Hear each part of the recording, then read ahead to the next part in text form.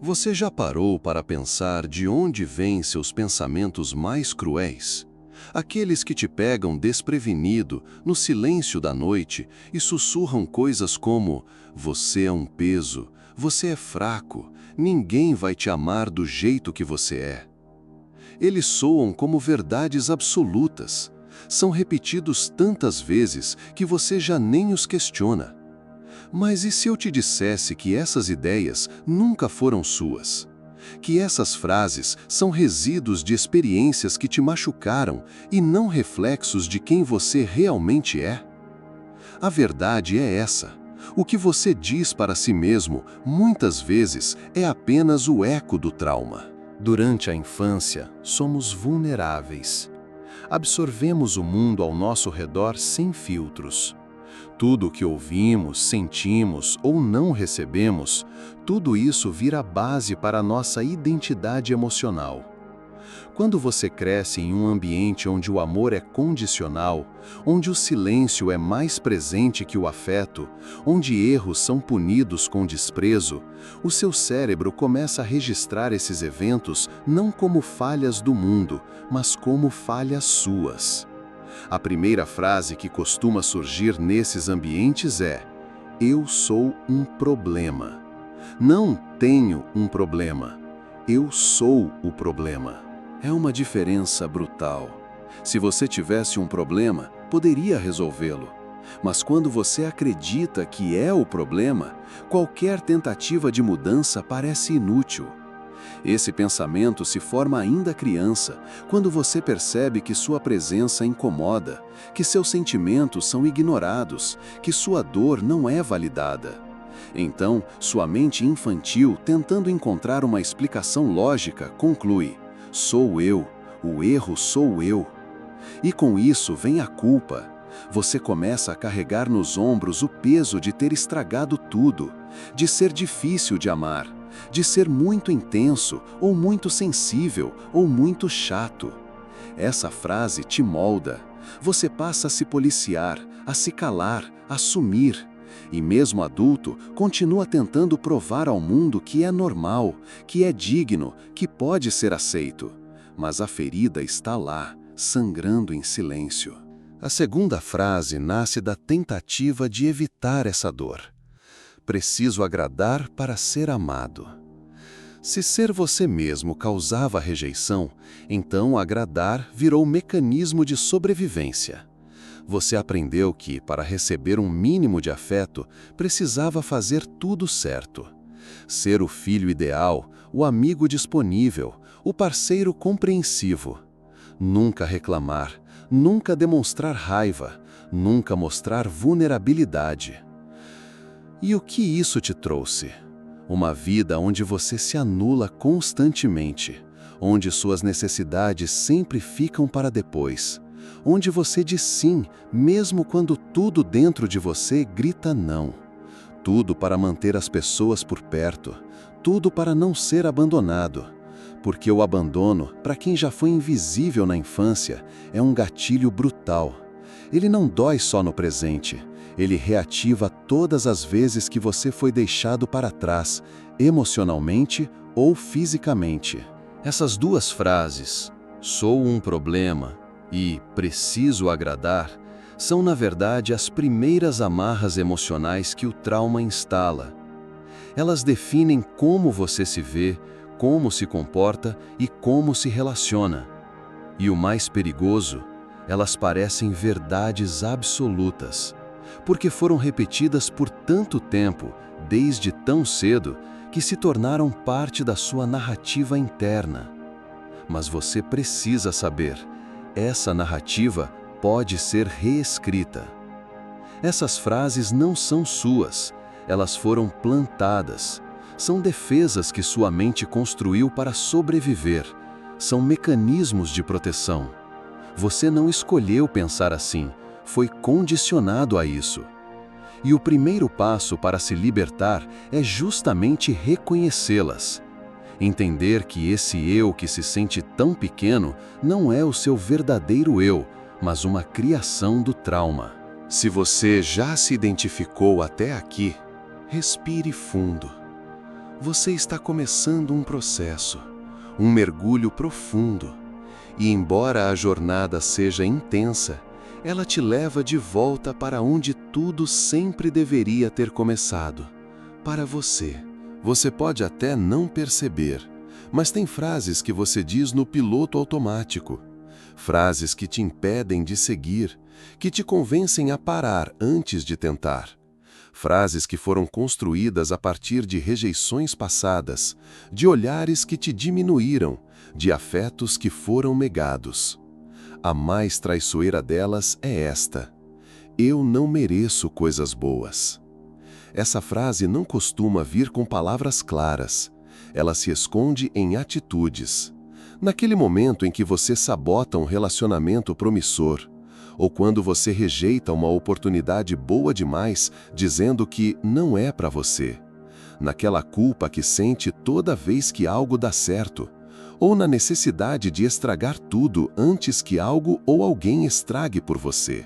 Você aprendeu a se contentar com pouco, a viver na beira, a aceitar relações frias, empregos opressores, amizades rasas. Porque em algum momento da infância, seu cérebro criou uma equação perversa: sofrimento igual segurança, e prazer virou sinônimo de risco. Quando você recebia um elogio, logo esperava a crítica. Quando algo bom acontecia, esperava o tombo. E como forma de se proteger, você passou a destruir antes que algo pudesse dar errado. Essa programação nasceu da dor, da ausência de um amor estável, da presença de um carinho condicionado, do medo constante de errar. Você cresceu achando que felicidade era para os outros, que você devia se contentar com migalhas, que o máximo que podia desejar era não ser abandonado e não ser verdadeiramente feliz. Mas essa crença, embora compreensível, é falsa. Não existe ser humano no mundo que não mereça paz, amor e alegria. O que existe são pessoas que foram ensinadas a não acreditar nisso. E o mais cruel, quando você acredita que não merece, começa a agir como se fosse verdade. Se sabota, se humilha, se apequena, se cala. A quarta frase é igualmente destrutiva, mas se apresenta com um ar de racionalidade perigosa. Eu sou fraco por sentir isso. Essa ideia é responsável por uma legião de pessoas emocionalmente mutiladas. Você sente medo e se julga, sente tristeza e se chama de fraco, sente raiva e se envergonha. Desde cedo, aprendeu que emoções fortes são erradas, que sentir é sinônimo de fracasso, que vulnerabilidade é algo a ser escondido. E por isso, você se tornou um especialista em se conter, em parecer bem mesmo quando está em pedaços. O problema é que reprimir emoções não as faz desaparecer, apenas as transforma em sintomas. Aquela ansiedade constante, o corpo tenso, os surtos de raiva acumulada, os acessos de choro sem explicação, tudo isso é emoção não expressada. É dor que foi engolida e agora tenta sair por qualquer brecha. Quando você acredita que sentir é fraqueza, você se separa da parte mais verdadeira de si. As emoções são bússolas, são mensageiras. Ignorá-las é o mesmo que arrancar os fios de um alarme de incêndio porque ele te incomoda, enquanto a casa continua pegando fogo. Essa frase foi plantada por adultos que também foram ensinados a reprimir, que não sabiam lidar com a própria dor e por isso não souberam lidar com a sua. Mas você não precisa continuar esse ciclo. Você pode, agora, se dar permissão para sentir, para acolher, para validar. Eu sou fraco por sentir isso é uma frase que aprisiona. Mas a verdade é que sentir, de verdade, profundamente, exige uma coragem que poucos têm. É um ato de resistência em um mundo que valoriza máscaras. E se você chegou até aqui, é porque, no fundo, já começou a tirar a sua. A seguir, vamos explorar a quinta e última frase, Aquela que, se não for enfrentada, pode paralisar sua vida por completo. A frase que te convence a desistir antes mesmo de tentar. Há uma frase que não grita, ela sussurra, e por isso mesmo é uma das mais perigosas. Ela não vem com o peso da raiva ou o impacto do desespero. Ela se apresenta como lógica, como realismo, como maturidade. Mas, no fundo, é só desespero disfarçado. Nada vai mudar, então para que tentar? Essa frase nasce do acúmulo de derrotas não digeridas, de anos tentando agradar, tentando ser melhor, tentando ser aceito e falhando. Ela é o produto final de todas as outras frases que vieram antes. Quando você se sente um problema, tenta agradar. Quando agrada e ainda assim é rejeitado, se convence de que não merece coisas boas. Quando sente tristeza, se julga. E quando tudo isso se acumula sem espaço para respiro, sua mente cria uma conclusão lógica. Não adianta mais. Você começa a se convencer de que é melhor parar de tentar do que fracassar outra vez. Melhor desistir de amar do que correr o risco de ser abandonado. Melhor nem sonhar do que acordar com a frustração. E então você para. Para de sonhar, de lutar, de investir em si. Você sobrevive, mas não vive. Essa frase é uma prisão emocional. Ela faz você acreditar que a inércia é segurança, que a estagnação é conforto, que o sofrimento conhecido é melhor do que a possibilidade de algo novo. Mas a verdade é que essa é a última trincheira do trauma. Quando ele percebe que não pode mais te controlar com medo, usa o cansaço, usa o desânimo, usa a desesperança. Mas existe uma coisa que essa frase não considera. Você está aqui, agora, ouvindo isso. Se nada fosse mudar, você nem teria apertado play, nem teria escutado até aqui. O simples fato de estar buscando compreender suas dores já é um sinal de mudança, porque a consciência é o primeiro passo da cura, e o trauma morre quando é exposto à luz da consciência. Sim, talvez você tenha tentado antes e não deu certo. Mas será que você tentou com apoio, com ferramentas, com entendimento? Ou foi apenas uma criança ferida tentando se reconstruir sozinha? Você não falhou, você foi deixado sozinho demais, cedo demais. E agora, pela primeira vez, talvez você esteja tendo a chance de tentar diferente. Essa frase, "nada vai mudar", não é sua. Ela foi instalada em você por um histórico de negligência emocional, de falta de suporte, de silêncios ensurdecedores. Mas agora você tem voz, tem escolha, tem consciência. Em seguida, vamos começar o processo de reprogramação, porque reconhecer essas frases é apenas o começo. A verdadeira libertação acontece quando você cria novas narrativas internas, mais verdadeiras, mais suas, mais humanas. Agora que você reconheceu as 5 frases que nasceram do trauma, sou um problema, preciso agradar para ser amado, não mereço coisas boas, sou fraco por sentir e nada vai mudar, então para que tentar? É hora de perguntar: o que fazer com isso agora? Sim, saber que essas vozes não são suas é libertador, mas a liberdade sem direção pode te deixar perdido. E aqui começa o processo mais importante: construir uma nova narrativa interna. Uma voz que te represente de verdade. Mas não se engane, essa não é uma tarefa fácil. O trauma moldou sua mente através da repetição, da exposição constante a situações que reforçavam sua dor. Logo, a cura também exige repetição, repetição consciente, intencional. Reescrever essas frases significa começar a conversar consigo mesmo de um novo jeito, mesmo que no início pareça forçado. A primeira mudança é se permitir questionar. Toda vez que sua mente disser, sou um problema, pare, respire e pergunte: de quem é essa voz? Quando ouvi isso pela primeira vez? Ao rastrear a origem desse pensamento, você enfraquece seu poder. Porque a verdade é que nenhuma criança nasce acreditando que é um erro. Isso é aprendido. E se foi aprendido, pode ser desaprendido. No lugar dessa frase, comece a afirmar: eu sou digno simplesmente por existir. Diga mesmo sem acreditar. Acredite mesmo sem sentir. O processo é inverso ao que o trauma fez. Você repete até virar real. Quando sentir a compulsão de agradar, pergunte-se: o que eu quero? O que eu preciso? E lembre-se, agradar não é amor.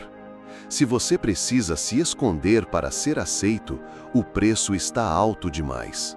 Repita: quem me ama de verdade, me ama inteiro e não editado. Sobre a sensação de não merecimento, transforme a raiz da escassez. Toda vez que surgir a voz que diz, isso é bom demais para mim, diga: o que é bom também pode ser meu. Eu tenho direito a uma vida plena. Não é sobre autoajuda barata, é sobre justiça emocional. Você sofreu demais por coisas que não causou. Agora tem o direito de desejar paz. Se sentir uma emoção forte e a culpa vier, pare. Ao invés de reprimir, pergunte: o que essa emoção está tentando me mostrar? Você não é fraco por sentir, você é vivo. Sentir é um ato revolucionário num mundo que insiste na anestesia emocional. Repita para você: minhas emoções são aliadas. Eu me escuto com respeito. E quando a desesperança bater, quando a frase "nada vai mudar" te visitar, responda com algo simples, mas poderoso. Hoje, escolho tentar diferente. Uma tentativa já é movimento. Essa reconstrução não precisa ser solitária. Busque um espaço seguro. Pode ser terapia, grupos de apoio, espiritualidade ou um amigo que saiba escutar sem julgar. Relações saudáveis são fundamentais na cura. O trauma aconteceu no contexto de relações, e é nelas que você vai se curar. Este bloco é sobre isso: reescrever a sua história com palavras que te libertem. As frases do trauma te mantêm no escuro. As novas frases te colocam diante de um espelho limpo, e pela primeira vez você pode se ver sem as distorções da dor. Você passou por um mergulho profundo, enfrentou frases dolorosas, olhou no espelho das suas próprias mentiras internas, reconheceu a raiz de tanta dor emocional. Mas agora, neste momento, quero te convidar a olhar para o que sobrou depois de tudo isso. Porque apesar das feridas, dos traumas, das palavras pesadas que você ouviu, você ainda está aqui.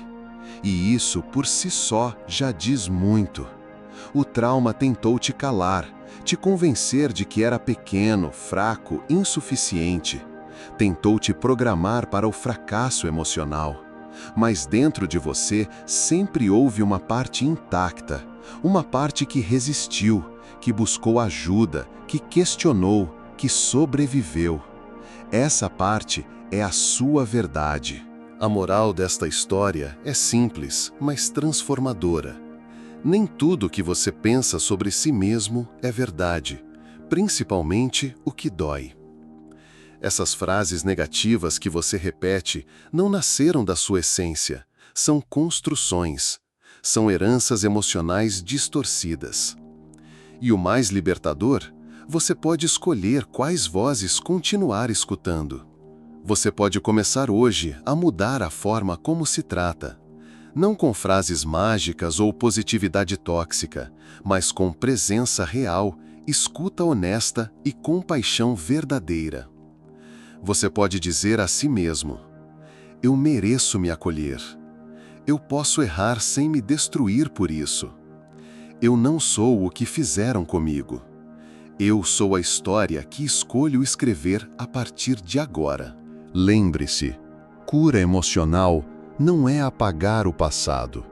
É aprender a viver com ele sem se definir por ele.